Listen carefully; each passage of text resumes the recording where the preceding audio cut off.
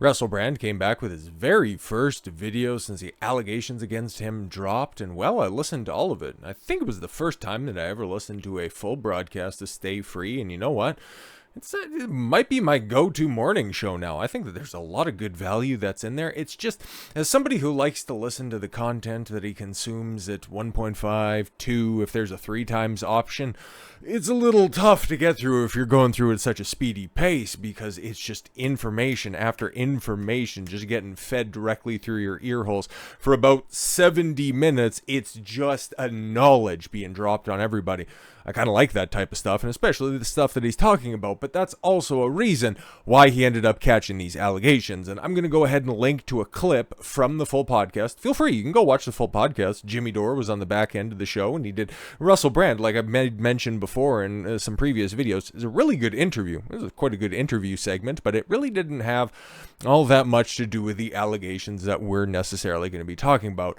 This part, this 20-minute clip in the middle, it certainly did. And I think that you would find it to be the most exciting, or maybe the most pertinent part, if you would like to go get the source material. But we'll circle around to what he was mostly talking about in there, because, well, we got a police development. They were out there trying to solicit some allegations, and, well, I don't know if they found any, but they're going to be opening up an investigation, because the UK, well, they're kind of bought and sold by certain special interest groups, if you will. UK police opened sexual offences investigation after allegations about Russell Brand. Okay, so did you receive any complaints? Well, no. Okay. British police have opened a sex crimes investigation triggered by news reports. Okay, that's what we're going on, huh? About comedian Russell Brand. So now you have the media directly affecting somebody's life off of anything verifiable? No? Okay, great. London's Metropolitan Police Force. They put out the feelers, like a week ago, just if anybody could come forward. Nobody came forward, so we're going to go and continue on these media accusations. I hate the UK government as much as I hate the Canadian government, and they just rolled out the red carpet for an actual Nazi. But yes, they said Monday that they had received a number of allegations of sexual offenses after a television documentary and a newspaper investigation. Great. And it said that there has been no arrests. No, and nothing to formally investigate other than we're going to open up something. Why? Because the papers were talking about it. It's because the papers have to talk about it, because it's a part of your fucking laws. Brand 48 denies allegations of sexual assault made by 4 women in Channel 4 news documentary at to the Times and Sunday Times newspaper. The accusers have not been named, included. Oh, of course, they don't need to be named, but Russell Brand can go ahead and carry this cross. Him and also the people that are hosting him and standing 10 toes down behind him, because like we've seen before, okay, Burger King, HelloFresh, Azos, they pulled all of their support, man. It is completely and totally off of Rumble, and, Rumble made a very strong statement on behalf of Russell Brand and all content creators that they are not going to bend, break, or fold to any sort of outside pressure. If you break the law on the platform, that's one thing. But if you're accused of something in the media, off platform, bro, that's not our jurisdiction. What we do on our website, that's under our purview. Everything else, I don't know what to tell you. So that's our policy. If you don't like it, well, now you can start waging war through dirty means. Burger King is facing calls for a boycott after the fast food giant yanked its ads from the video platform Rumble shortly after Russell Brand, who broadcasts a show weekly, at least for this week, what he was purporting and what I listened to on the show was he's going to be doing it every single day. So I don't know if it's normally weekly or not, but like I said,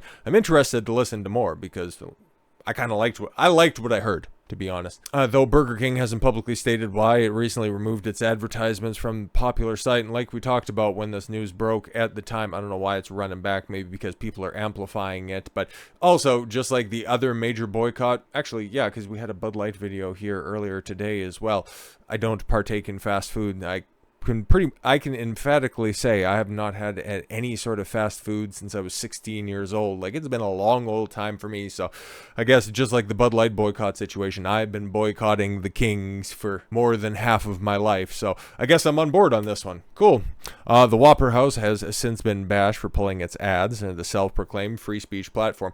They're not self-proclaimed, okay? They walk the talk, unlike every other platform, much to the dismay of Elon Musk. Why doesn't he want to promote X? It's just as good as Rumble. Oh, really? Ask Alex Jones. Oh, wait, you can't. Burger King has pulled its ads from Rumble because the free speech platform refused to play judge, jury, executioner of Russell Brand after the UK governor demanded the platform demonetize him. Yes, fellow Rumble host Charlie Kirk, he's got a show on everybody. Okay, it's the new happening place if you like to have outside the box ideas, if you are a fan of free speech. But you know who isn't a fan of the free speech?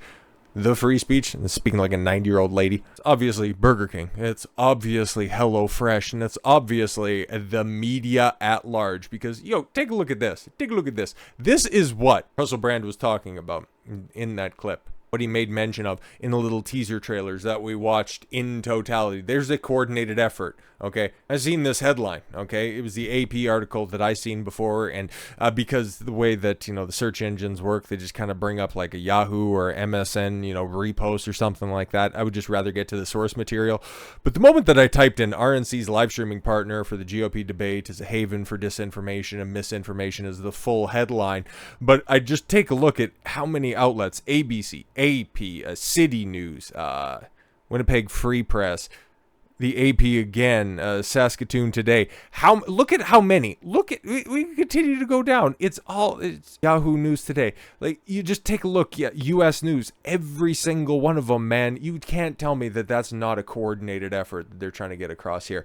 RNC's live streaming partner for the GOP debates is a haven for disinformation and extremism. Oh, it's not misinformation.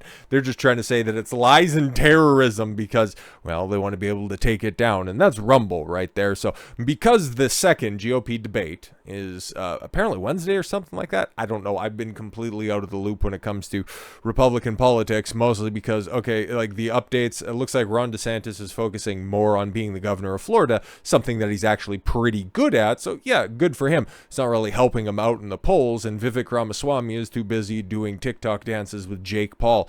That's a real thing that happened. And outside of that, I don't know, is Nikki Haley still openly simping and trying to run on a platform of Israel first? Is she running for president of the Middle East or here in North America? I'm not entirely sure. And Mike Pence and Chris Christie is rolling around. It looks like he was trying out for the entire offensive line this past Sunday, sitting in Jerry Jones's box watching the Dallas Cowboys over the weekend. But no, the debates are supposed to be going on this week. So, of course, now is the perfect time because Rumble got a massive coup in order to get the exclusive live streaming rights in order to host those GOP debates. So now the knives come out. A second Republican presidential debate will be broadcast Wednesday on Fox Business Network. Funny how they're not going after Fox, like they were a couple of years ago. Oh, bastion of right-wing disinformation. And now all of a sudden, because Fox wants to play ball, now it's just Rumble. Oh, Rumble's a bad place. Why? Because they like, let me check my notes. Oh, the First Amendment to the United States Constitution. Yeah, that's going to be a tough sell, okay? But that exclusive online live stream will take place on Rumble, an alternative video sharing platform that has been criticized. This is what passes the journalistic standard for the Associated Press. It has been criticized. Can you verify any of that? Nope. We're just going to go ahead and run with that defamatory claim. You'll love to see it. And at times promoting far-right extremism, bigotry, election disinformation, and conspiracy theory. Hilarious. All you need to do is just switch out the far right with far left, and you basically have a description for CNN, MSNBC, and every other mass media outlet.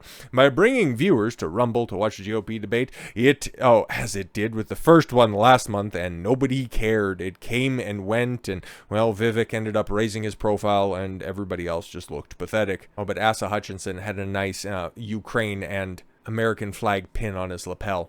Very nice. The Republican National Committee is driving potential voters to a site crawling with content that flouts the rules of more mainstream ones such as Facebook, the good ones that are also in league with the rest of us. If they could just go over there, that would be fantastic, because now we're just going to have to resort to underhanded tactics in order to get you back in line. Earlier this year, Rana the Hutt said using Rumble instead of YouTube as a way to live streaming partner was a decision aimed at getting away from big tech. Asked about the criticism on the platform, the RNC said in an email statement, "Hate, bigotry, and violence is unfortunately prevalent on every social media platform." Oh my god, just capitulating. What fucking bitches. That's why I hate the Republican Party. And the RNC condemns it entirely, but the RNC does not manage content on pages outside of our own. But don't worry. Places like the Associated Press, Reuters, the Wall Street Journal, hell, over across the pond, the BBC, Channel 4, they'll go ahead and they'll dig up anything because they have their own standards that they need to uphold. And something else that Russell was talking about on the show was a specific coordinated effort in order to silence dissenting voices. And it does have origins that are legitimate, are not disinformation, are not extremism, and are in fact playing in your backyard. Intel linked UK official pushing censorship of a Russell Brand. The author of the letter to social media companies demanding a financial punishment for Russell Brand is a British lawmaker implicated in the London's war on the coup and Ukraine dissenters. Oh, interesting. Her husband was a commander in the Army's psyop division. Really? Allegations of sexual impropriety and abuse by comedian and podcaster Russell Brand by the British media prompted YouTube to demonetize the star's popular channel on September 20th, and then, yes, go after the platform that was standing behind him as well. And then, yes, any of the sponsors that were sponsoring Russell's YouTube portion of his show also fled from his platform, which is definitely, I'm sure it's just all coincidental. They all seen the allegations and decided now's the time to go. It's not like we haven't seen previous coordinated efforts like with Andrew Tate and then Alex Jones before that. No. You're just being a bigot if you're noticing a pattern. The Great Zone can now reveal that YouTube's financial censorship of Brand is a result of an effort waged by former British government minister who was responsible for London's crackdown of dissent during the coup pandemic. Interesting. Her husband has also participated in a campaign of state repression as deputy commander of the 77th Brigade. The British Army's Psychological Warfare Division. You can't make this shit up. YouTube justified its demonetization of Brand on the grounds that he violated creator responsibility policy. That marks the first time the content creator has been financially punished by the company for the reason other than the videos published on the site. A creator, a content, I'd take issue with that with a couple of other examples of people just losing, their accounts. Like, again, bring up the Andrew Tate thing. He lost all of the channels, and it wasn't for the content that he had on the platform. It may or may not have fell under the purview of this very piece of legislation we're going to talk about, or this rather group of individuals. That's what I'll go with. Okay. The allegations against Brand date back from 2006 to 2013, but now they're just kind of stretching that to include a whole bunch of other goofy shit, as we talked about yesterday as well, and some of those are just ludicrous. Brand's video analyzing political developments on topics such as the pandemic, corporate media propaganda, and U.S. proxy war Ukraine proxy war, slip of the tongue, I guess, have earned him an audience of millions, making him one of the most influential alternative media personalities. For this, he appears to have been marked as a threat to the narrative spun out of Washington and London. New developments suggest YouTube's censorship of Brand was driven by the direct British government decree, which we've seen, yes, identical letters by Caroline Dinenage. Brand pronounced it correctly, but I can't remember what that ludicrous bitch's name actually is, okay? Caroline Douchebag. That's what you're going to get called from now on, because that's the way that you act. The head of the UK Parliament's Culture, Media and Sports Committee. Douchebag informed all of the companies that she was concerned the Brand might be able to profit from his content. Hilarious, knowing how entrenched you and your family are. But to just speed it up a little bit, that just ended up recapping some of the, the Rumble drama that went on back and forth. But we'll go back to, Caroline. She served the UK government digital and culture minister from February 2020 to September 2021.